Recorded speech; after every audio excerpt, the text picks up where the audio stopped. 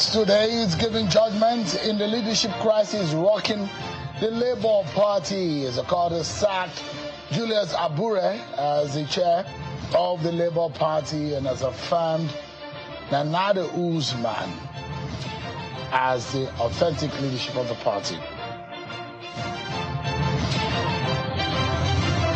And controversies over the attack in Kaduna State and the abduction of people from churches on Sunday has gotten a lot of attention. Tonight we'll be hearing from the police to clear the air on the matter.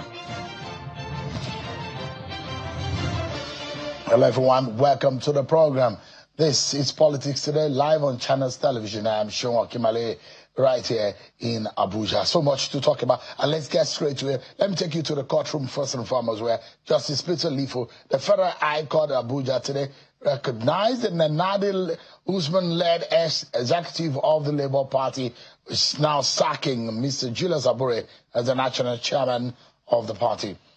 In the judgment delivery today, Justice Lifo relied on the April the 4th, 2025 verdict of the Supreme Court to declare Senator Nana Usman as a valid leader of the party.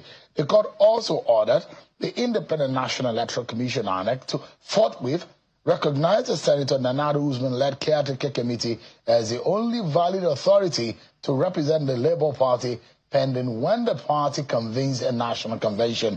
Justice Lifo held that evidence before him established that Abure's tenure as the national chairman of the Labour Party has since elapsed. Take a listen to the lawyers and the Nana Usman party of the Labour Party. For the avoidance of doubt, the court also ordered that INEC should, as a matter of fact, recognize every correspondence from Dr. Nana Usman as the valid and the only recognized chairman of Labour Party. The court went further to warn against all this shenanigan and superfluous grandstanding by people who want to run the party at their whims and caprices of running around and on forum shopping, going to court in Jos, going to court in Nasarawa, going to court here and there. I believe that this is not just, it's not victory for Nana Usman, no. It's victory for Labour Party, it's victory for all Nigerians who believe in the Labour Party.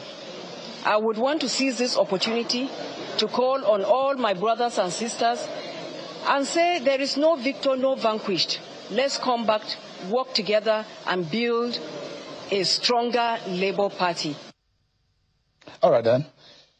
There's so much to talk about tonight, including a lot of controversies, and I hope that tonight, all of you, wherever you may be, just sit tight, because you're getting a lot of clarity and perspective on so many issues. But let me serve you your political roundup stories first and foremost.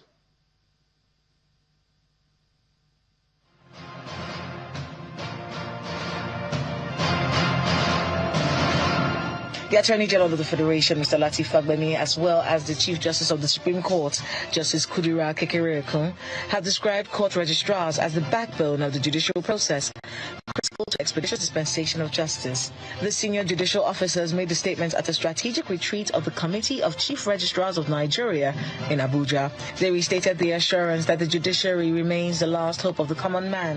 Members of the African Democratic Congress in Gombe State are pledging to work together after resolving the leadership crisis rocking the party in the state. During an expanded reconciliatory meeting, the Awal Barde faction and Danladi Yo faction have signed a pact to work together as one indivisible African Democratic Congress in Gombe State. The leadership of the People's Democratic Party, led by Tanimu Turaki, says its presidential ticket for the 2027 general election will be zoned to the southern part of the country, and it will be open for every member in that region to contest. Mr. Turaki stated this after he led members of his National Working Committee and some members of the Board of Trustees in a visit to the former Vice President, Namadi Sambo, in Abuja. Addressing journalists after the closed-door discussions with the former Vice President, Mr. Turaki says the former Vice President has promised to actively participate in the affairs of the PDP ahead of the 2027 general election. The Pentecostal Fellowship of Nigeria, PFN, Rivers State, has intervened in the ongoing political crisis in the state, calling for restraint, dialogue, repentance, and announcing that the church will support a candidate in the 2027 general elections to bring an end to the crisis bedeviling the state. Speaking during a press briefing in Port Harcourt, the chairman of PFN in the state, Reverend Minaibi Dagogo Jack, expressed deep concern over the rising political tension and what he described as unhealthy political practices in Rivers State. Reverend Dagogo Jack said the fellowship observed with great dismay the political activities, unrest, and insecurity currently playing out in the state, stressing that the church is unhappy with the situation.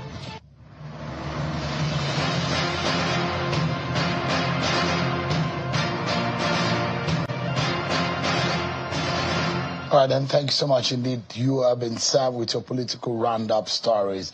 But let me quickly let you know that there are reactions, of course, to the judgment that we saw earlier, which we showed you about the Nnamdi Usman-led leadership of the Labour Party and how the court is affirmed it. But the Julius Abure-led group of the Labour Party says it will immediately appeal the judgment of the Federal High Court in the FCT, which has sacked him as the national chairman of the Labour Party.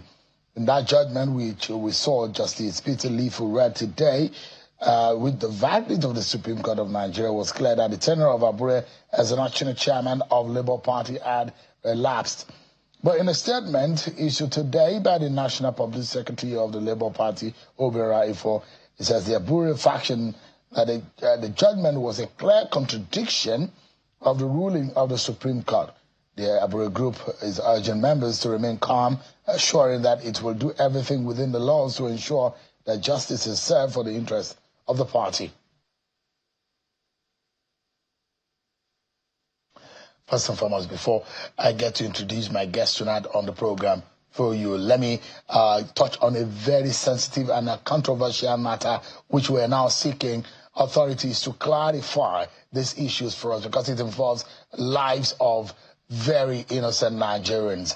And it's about a report of a mass abduction of worshippers in some parts of Kaduna State, which have triggered widespread concern both locally and internationally, with conflicting accounts now emerging over what exactly happened in Karaming Wali, Kajuru local government area of Kaduna State, while several media reports and community leaders say scores of churchgoers were taken by armed gangs. The Nigerian police said details were initially unclear, urging caution as investigations continue. The force has since confirmed that an incident did not occur and that coordinated security operations are underway. But as pressure mounts on authorities to contain kidnapping and restore public confidence in the security across northern Nigeria, we're getting more clarity. But let me allow you to listen to the Commissioner of Police in Kaduna State. This was about a day or two ago, when the first said like nothing of such happened. Take a listen to the Commissioner of Police. Yesterday we were informed that there is bandit attack in Kurumin Wali, in Kajuru local government. We quickly mobilized our policemen, military and other security agencies to the area. But to our dismay this morning, till now that we are speaking, nobody is able to come out with any figure or name of any person that is kidnapped from that community. Our policemen, the chairman of the local government and other agencies were at the alleged scene of crime. We went there. Till now, there is no information about any attack or any kidnapping of over 300 persons. We are here to make it abundantly clear to members of the public that the narrative from the Kajuru area that people have been kidnapped or whatever in the like of that is totally false, is not tenable, and we do not have any evidence of such. All right, then. So you heard those statements, but fast forward a day and two later, there are confirmation. Community people say, yes, there are abductions. In fact, there was a publication of the names of those who were were taken by these assailants. And also, we've seen now that 1 or 2 persons escaped that attack, and they were telling the stories, but now we're hearing also from authorities what exactly happened on what has become a disputed incident of abduction of some Nigerians in these churches. In fact, some lawmakers in the United States are already reacting to this. But what exactly is happening as far as law enforcement is concerned? Let's hear from the Nigerian police force. And let's quickly bring in the CSP, Benjamin Hundeyin, who is the spokesperson of the Nigerian police force, who is live for us virtually. Thanks so much, Mr. Hundeyin, for joining us tonight. Good evening, and thanks for having me tonight. Can you give us, because a lot of Nigerians are concerned. On one hand, the government of Kaduna State said there was no attack. The police commissioner in Kaduna said there was no attack. But we have now confirmed that there was actually an attack. What is going on here? Thank you very much. I'm particularly happy that you played the video before asking me the question. So let's be very specific to what the Commissioner of Police said. At no point did the Commissioner of Police say there was no attack. If you listen carefully, the Commissioner of Police said information was received that there was an attack. And immediately, the police mobilized personnel to that place to find out what was really happening. And as at the point they got there was no eyewitness to say something happened. The people they met in the communities said they did not see anything. So there was no evidence to point to an attack. That was what the commissioner said, that there's no evidence whatsoever. So being a responsible commissioner, being a responsible agency, he said it as it was.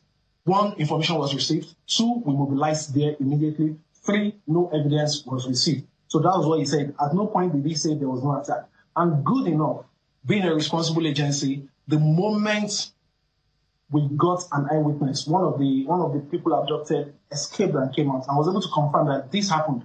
And there, shortly after, we also got names of people that were actually abducted. So the moment this concrete evidence came up, we owned up to it and we felt, and we know it's a duty, our own duty, to update Nigerians. And that was exactly what we did. We made no attempt to cover up anything. So we came out to issue that statement to say, yes, we now have evidence that there was an attack. And the Inspector General of Police,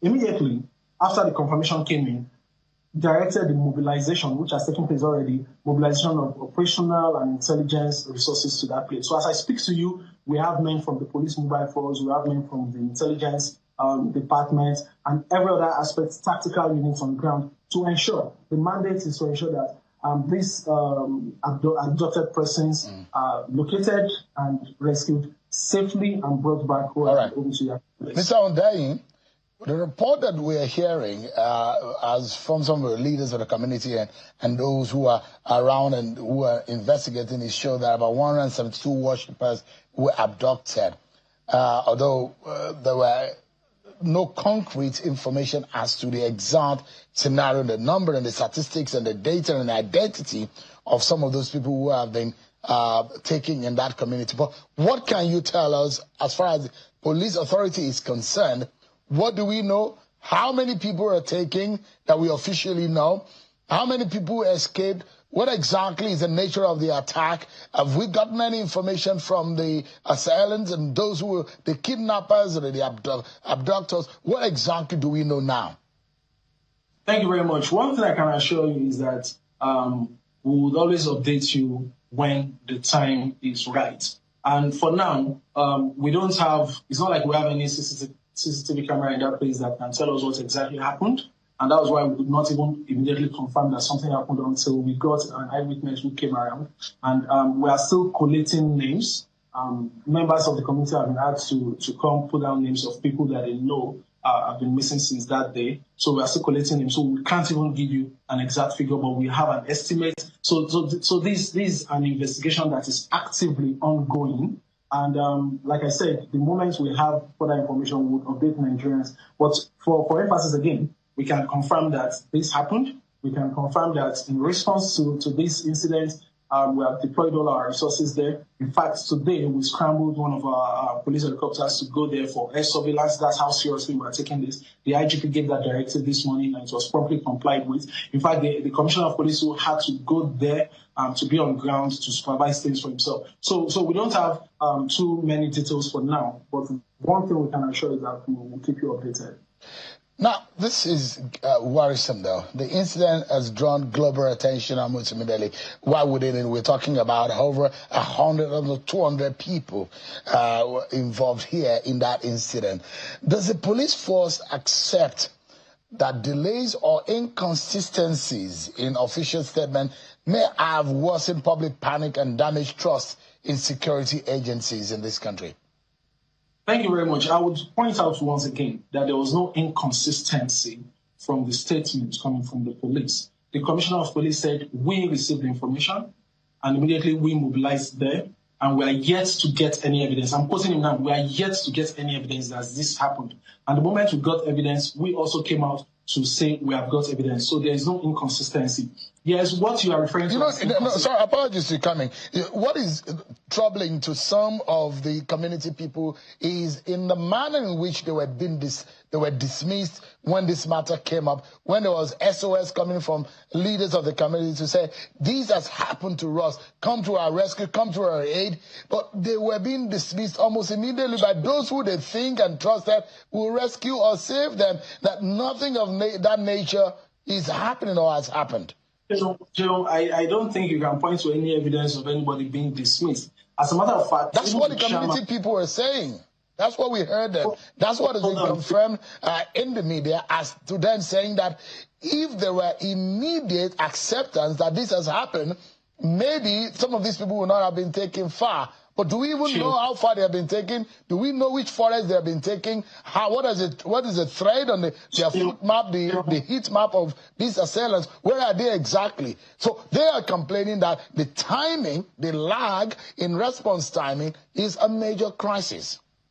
Sure, that place is very far. The terrain is difficult. The roads are not motorable. It's not quite easy to get there. But I'm giving you confirmation again that the moment the Commissioner of Police got wind of this, men were mobilized to that place. As a matter of fact, the chairman of the local government also gave in his own testimony that he personally went there to ask from community members. All they can do at that point was to ask, gather information. That's part of the investigation. Ask people around. And that's what they did. Immediately they got information, they went there and asked around. So the people that approached the police, that gave us information, which made us go there, and were not the same set of people that the chairman met who said that there was nothing like that. So in the face of discrepancy, what we would do is to do further verification, which was what we did. We sent out men to further verify that this happened. If we did not care, we would not bother to even go there in the first place or to verify. And the moment we verified that this happened, lots of operational resources have been deployed there. Finally, Mr. Wundayi, Kaduna seems to have experienced some level of peace.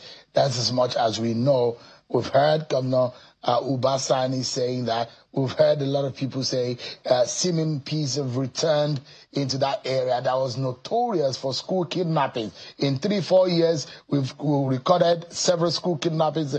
Hundreds of school pupils were taken. Literally, most of the schools in Kaduna State were being declared unsafe for students learning. But what could have gone wrong? We thought that things are calmer now. Did the police lose its guard, the security, and the border around Kaduna State suddenly got loose, so to the extent that almost 200 people were taken from these churches and worship centers? Well, Sheon, we are always on ground. We are always just a call away. You would agree with me that when you have resources and you have to make use of these resources for a whole lot of places, then you have to deploy them where they are most needed. So the moment we got wind of these facts, resources were deployed there immediately. So it's not like the police has gone to sleep or anything. No, we are actively there. It's not like we brought policemen from Abuja, like there were no policemen in Kaduna. No, we made use of police officers in Kaduna. All we needed to do was to deploy as the need arose. So we are there, and we are going to get to the root of this. and would also keep on working with members of the community to ensure that incidents of this nature do not occur again in that area and other parts of the country as a whole. Benjamin Hudain, CSP, and the spokesperson of the Nigerian Police Force, has been speaking with us. Thank you so much indeed. We are hoping to get more information, and perhaps, maybe, just maybe, some of these people, if they cannot sleep in their beds tonight or go back to their families tonight, maybe that could happen tomorrow. Hopefully, our hearts are with them. Thanks so much indeed for your time tonight. Thank you.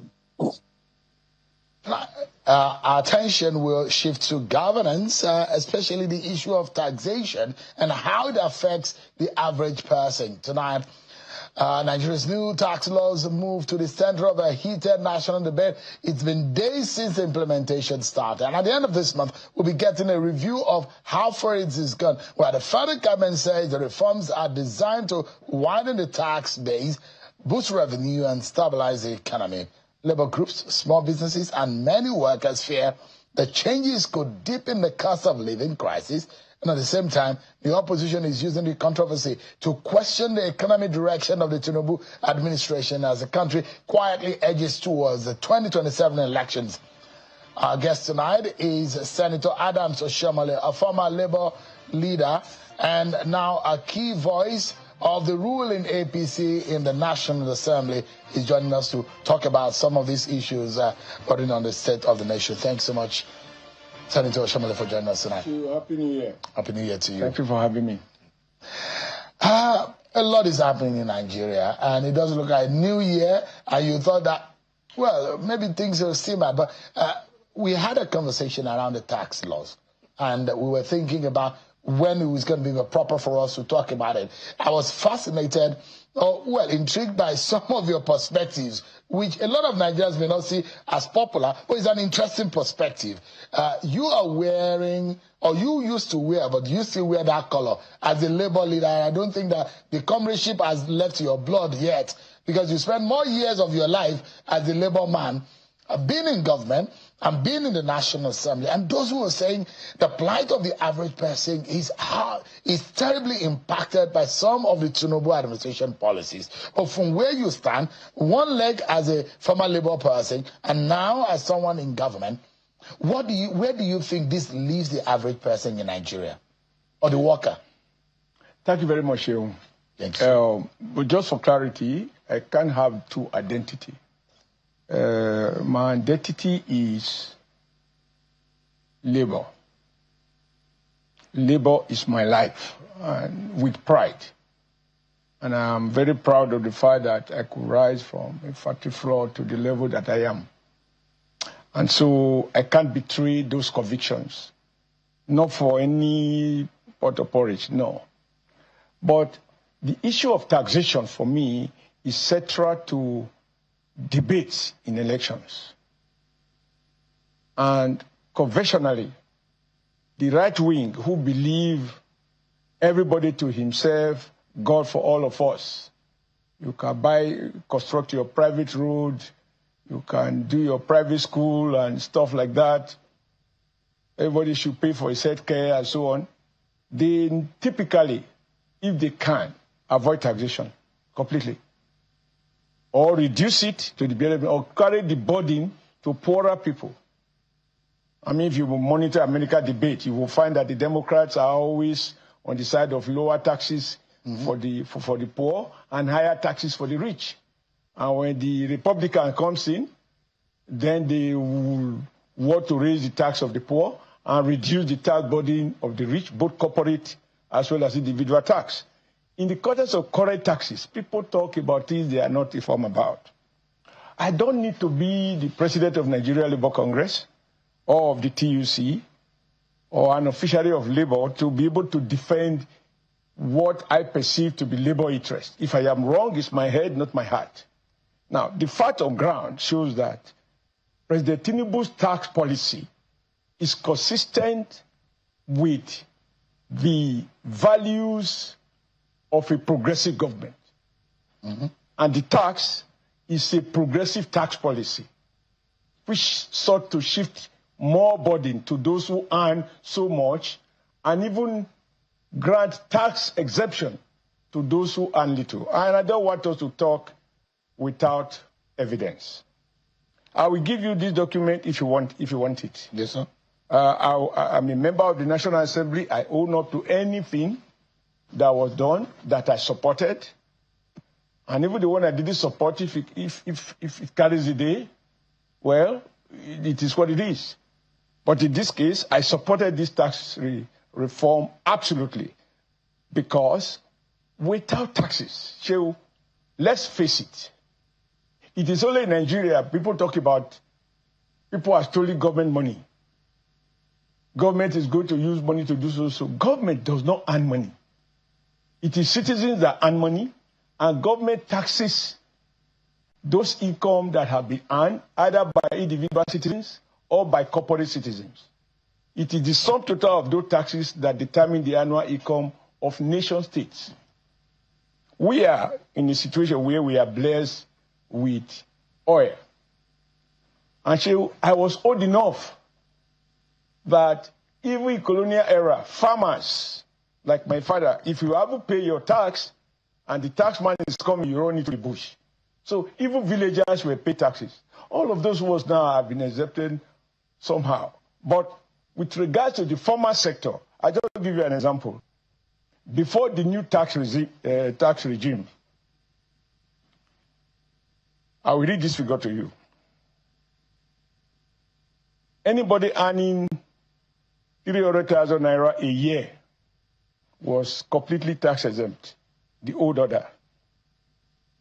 But once you earn up to 500,000 naira a year, which means about 40,000 naira a month, you were to pay 9,660 naira a year as annual tax in an annual income of 500,000. Now, if you earn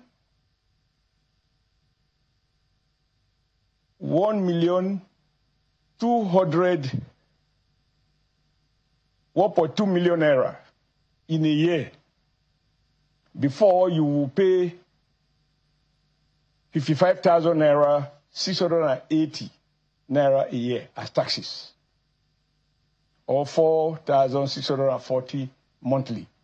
Right now, if you earn, that is to say if you earn 100,000 naira a month, right now, anybody earning 100,000 naira a month under this tax law is completely tax exempt.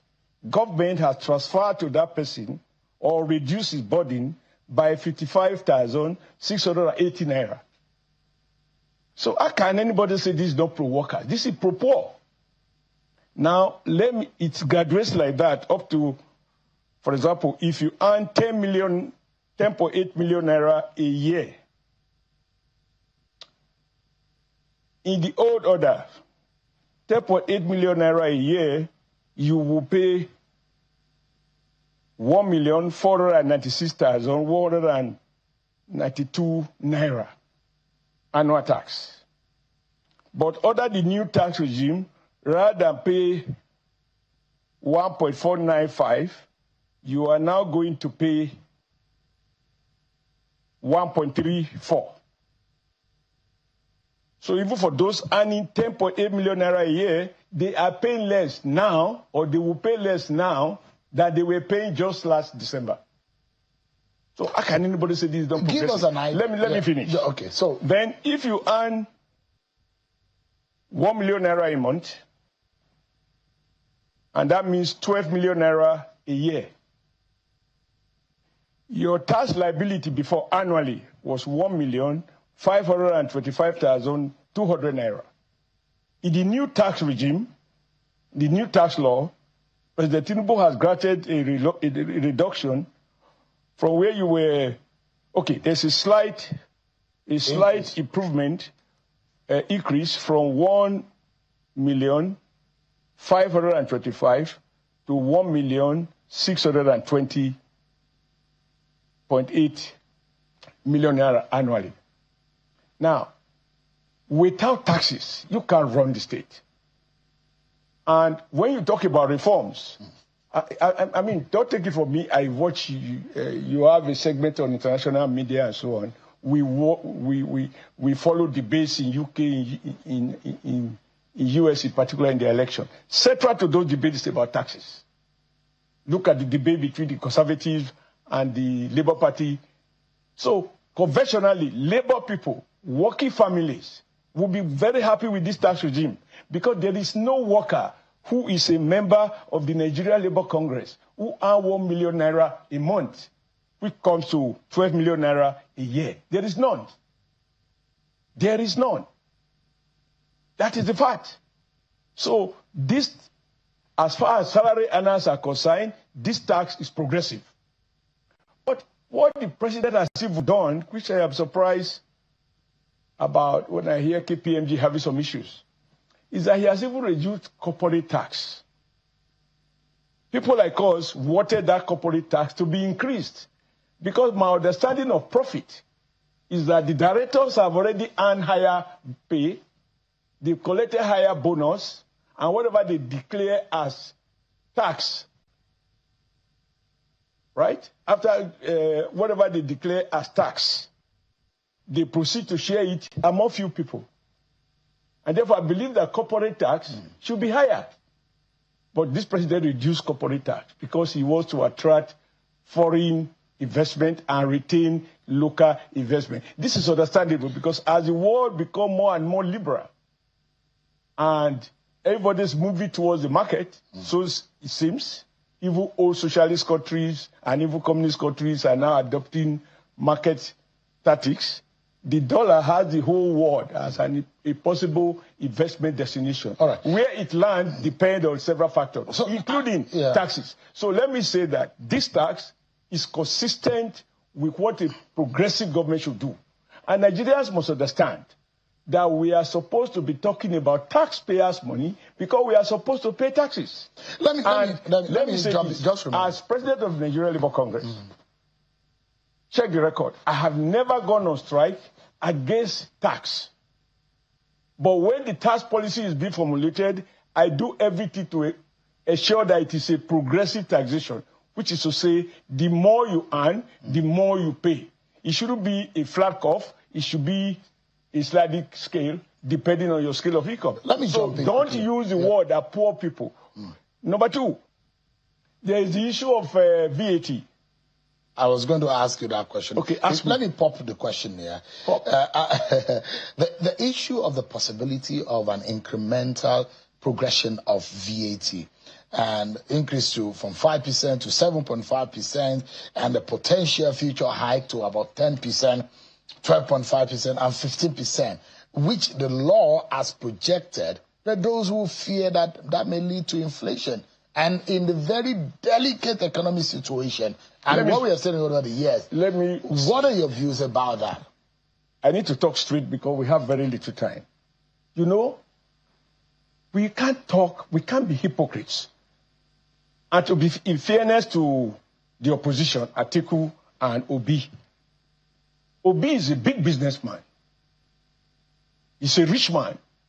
He lives on profit and dividends, both from his bank and from his trading company. Atiku has even told the world that he started doing business even as a civil servant. So conventionally, the business community are not they are not interested in higher taxes. So it's consistent with the conservative tradition.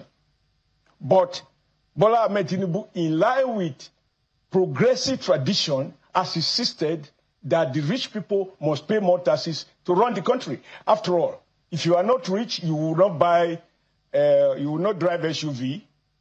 And the more SUV you drive, the more pressure you put on the road, the wear and tear. The worker who earns 500,000 naira a year, 800,000 naira a year, may buy one 1.2 liter engine. We put little or no pressure on the road. So, on the issue of VAT, for me, the beauty of VAT is this.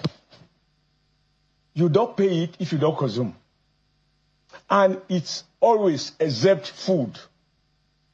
Now, as a worker that I have been, and I still do work, I know that those who earn less than or about 500,000 naira a month, which will translate to about 6 million naira a year. By the time they pay for their food, which is taxes, they buy their gari, their rice, their tomato, their okra, all of these are free from VAT. By the time they meet their basic needs, and there's even an allowance for credit for rent, you will find that they will not pay much of VAT because VAT is paid on luxurious consumption, not basic need. The average Nigerian worker at best is happy when he can have 3 square meals a day. Those 3 square meals, unless he chooses to buy imported salmon, imported fish, imported food item. But the typical Nigerian worker, urban or rural, we eat gari, Nigeria made. Cassava, Nigeria made. Pounded yam, Nigeria made. Palm oil, Nigeria made. Granite, you name it. Most of 80% of his income goes on food, and food is exempted from VAT. But when you and I choose to buy SUV car, or want to buy Mercedes, or want to buy Toyota, whatever, then you have to pay VAT. The worker who doesn't buy a car can't pay VAT for that. So if you look at the spending pattern of the poor, those you refer to, the working families who are living from hand to mouth, who basically are such that they do not have anything to spare for luxury. Even if they have appetite for luxury, they just can't afford it. They will be tax exempt. But why VAT is important is that in a country where business people hire tax consultants to bury their real level of profit and even what they earn. You know, the interesting thing about being big in a market-driven economy is that you invite somebody, you go for breakfast and you say it's a business breakfast, it's net from your pocket. You have official lunch to discuss business, it's net of your costs. You have dinner to host some business community, some friends, and so to discuss affairs of the company. Even if it's your family business, you can credit it as company expenses. But the worker doesn't have that option. So where they cannot escape, when they buy private jets, as they do, when they buy yachts, as they do, when they buy 400, 500, 600 SUV cars, as if they were car dealers, they will have to pay VAT on each of those cars. When they choose to buy any of those luxury things that are considered not a necessity, that come within the VAT basket, they have to pay. But Shehu, why is it that Nigerians rush to London for shopping? And as we speak today, they will pay about 20 or 70.5% VAT. And there's no complaint. In the past, UK used to refund it if you are going out of the country because you are expected to pay tax on that item at destination. But now they don't even refund it. So everywhere in the world, when you buy so much non-basic, non-food items, you pay VAT. Nigerians are pay VAT in America. They are paying VAT in London. They are paying VAT in Dubai. Why they don't want to pay VAT in Nigeria? I think VAT is the most equitable because the beauty of it is that I cannot consume more than I earn. And if you earn so much and you consume as much as you earn, then you pay much more taxes on it. All right, give me a moment. So for me, this is the beauty of VAT. We're due for a break. But again, if we are going to reduce borrowing, if we are going to reduce borrowing, two things must happen. And we are going to protect our exchange rate.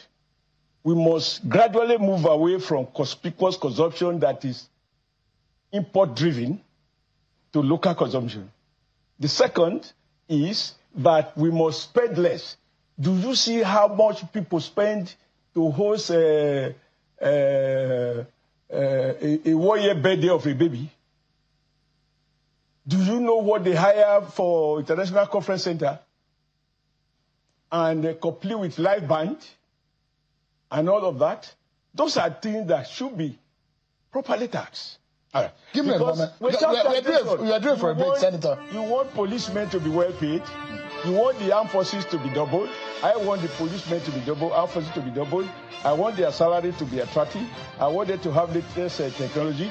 That money has to be paid for in what is called taxpayers' money in civilized society. Yeah, Nigeria must move towards that direction. Yeah, perhaps one of the problems is that there are no clear mechanism linking the tax payment from Nigerians to specific public services or outcome, the fueling perceptions of government inefficiency and lack of trust in government, and perhaps there is reasons why some people say, what are the evidence of the tax we paid? But I'd like you to respond to that. Any Nigerian who stand against debating on some of these issues perhaps are having a fear that government is cannot be trusted. But when we return from the break, Senator Adams Oshiomhole seems to still have in him the Labour blood flowing. But well, as being a sitting senator, how much of that can he permit him to be able to defend the Bola Tinubu government? Plus, the politics is eating hard, and there are promises and threats coming that the Bola Tinubu government and the APC will be sent packing in 2027. Don't forget, Adams Oshiomhole is a very good friend of Bola Tinubu. Would they be able to uphold or fend off this pressure coming from the opposition? Those are conversations after this break, everyone. Join us again.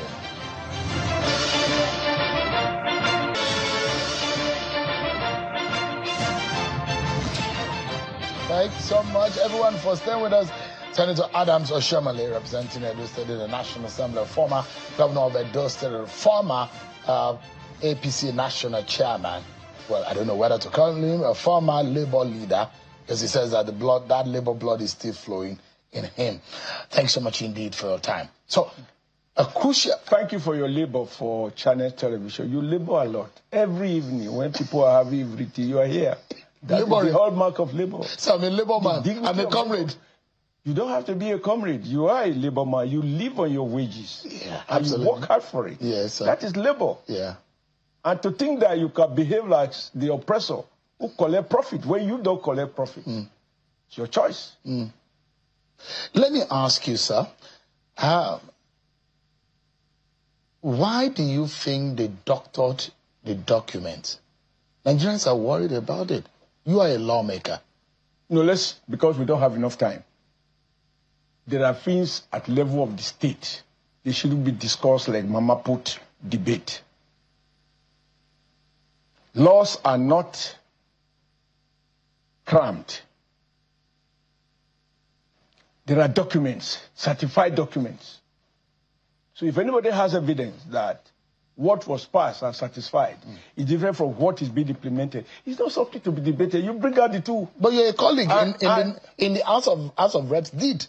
He brought it up on the floor of the House of Reps and said the gazetted copy and the one passed by the National Assembly are totally two documents, which KPMG also came out to. I don't think you are right. The whatever he brought out was after, if he brought something out.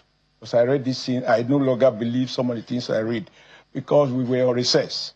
When we come back from recess, if somebody have that document, he will bring it. KPMG, you also have to understand. These are big consulting firms who consult for multinationals, companies in Nigeria, oil companies, non-oil companies, big businesses. And typically, they parrot the interest of their clients.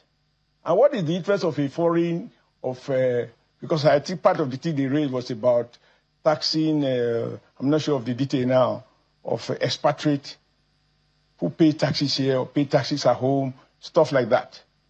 As far as I'm concerned, KPMG's business is not. The day my views begin to align with the views of big business, then I have lost it. When big business protests about the laws that are made of which I am a part, I celebrate. Because, think about it, who consume more power in Nigeria than big businesses? Who use the roads more? who ply the roads with heavy trucks? Is it the worker on level 10, level 15? So I believe that, I want to make this point. President Tinubu is consistent with the democratic, with progressive values, left values, that taxes must be paid by those who are supposed to pay it and be ruthlessly collected. It is not a civil obligation. It's a criminal thing if you breach the tax law. And he has to send people to prison if they decline and if they doctor the tax books. That is what every government should do. Let me ask you, if we were one of these even African countries that don't have oil, I remember the debate between Tanzanian foreign minister then and the Nigerian oil minister, who was saying that the price of oil has collapsed. And Tanzanian minister said, oh, how I wish we just have oil just to consume. We can't even sell at all. Right? They run their own countries 100% on taxes. We must move away from the illusion that we are doing the MTF. And that MTF is largely determined on what are we likely to produce in crude.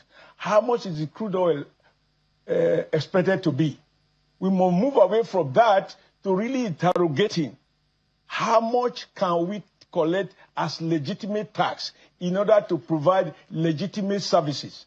Now you are telling me people are saying because they don't see they are not sure what will be done. So because the man is not sure what the wife will do with the eggs, but he wants an omelette, he's not sure. He said, but don't touch the eggs, because I'm not sure you are going to make a good omelette.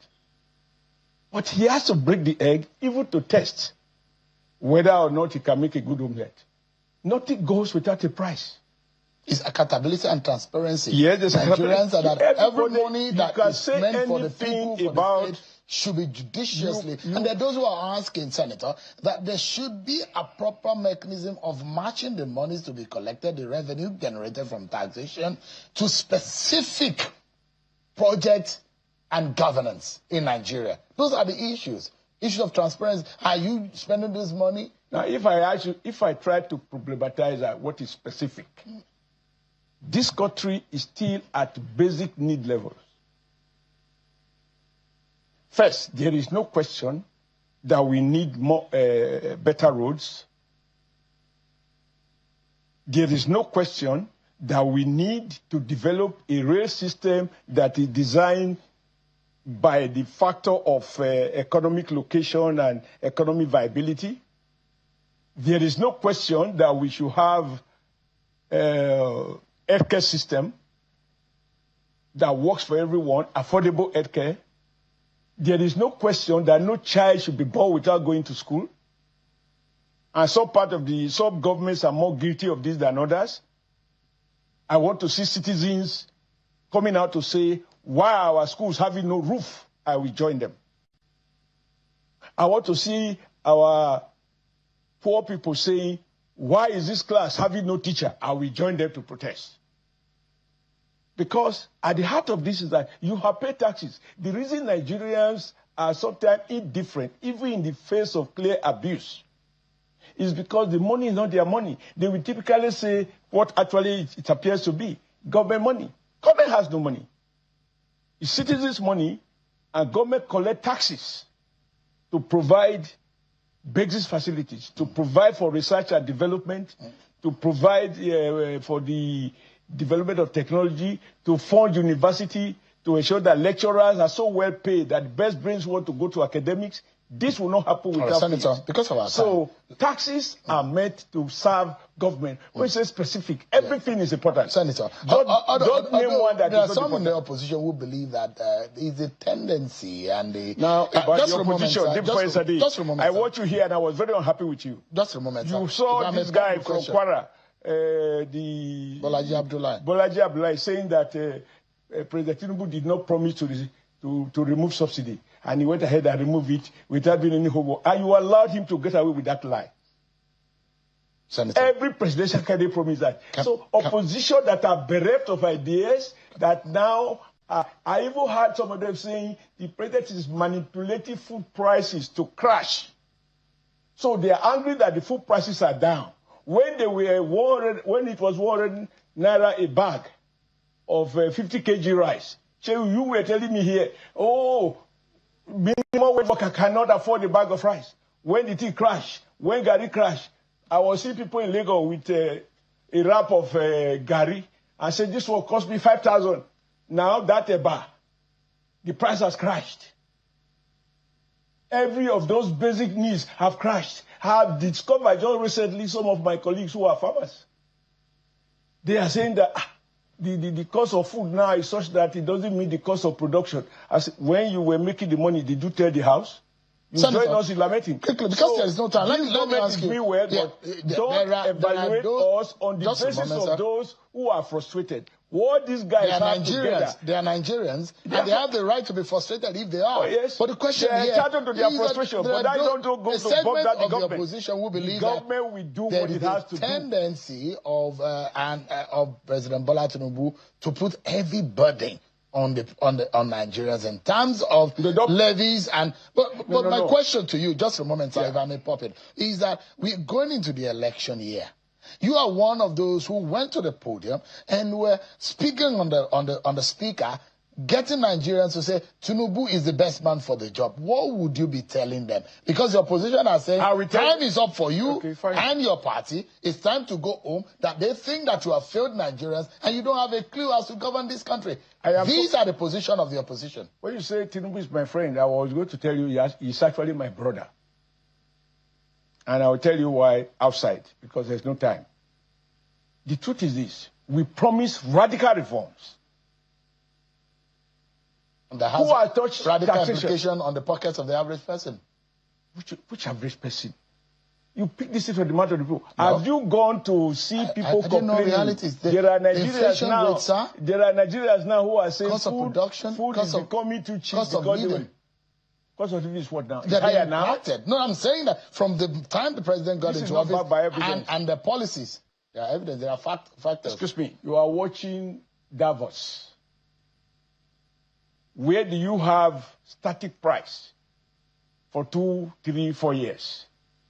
The question is, what is the rate of inflation? Not whether there is inflation. The world is dynamic. And the forces that drive these factors, some are under your control, some are not under your control. You see the amount of time a world power president spent today addressing the world, and nobody could time him. Because what he decides to do or abstain from doing can change local calculations. So this reducing serious economic issues, macroeconomic issues to sentiment. We are suffering. A bag of rice was 100,000 naira. We are suffering. It has dropped to 50,000 naira or even less than that. We are suffering. Rice could not, a bar was not available. Now people say it is too cheap that the farmers don't want to go and grow cassava.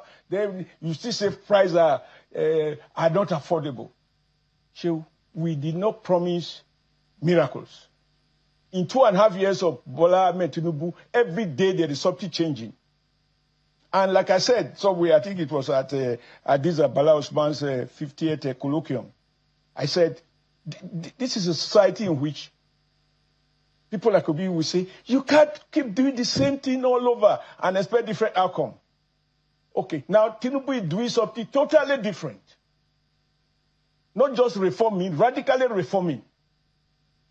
And then you say, why is he reforming? You're not worried that the voters will punish you for those reforms. This is where people like you should make the distinction between a petty politician who is seeking victory, election victory, and a statesman who wants to build a nation state. He wants to build Nigeria for tomorrow. That is the difference. But Tinubu didn't need the salary of a president. The only thing that justified the stress, the abuses, the misunderstanding that is going through is a commitment to make a name and stamp his name in the sand of time. That it was in his time that XYZ were reformed. He may not be ultimately the beneficiaries of these reforms. It would have been nice to see by 2031, because by the special grace of God, Tinubu is winning 2027 election. By 2031, I don't even pray for any of these people who are seeking power out of frustration.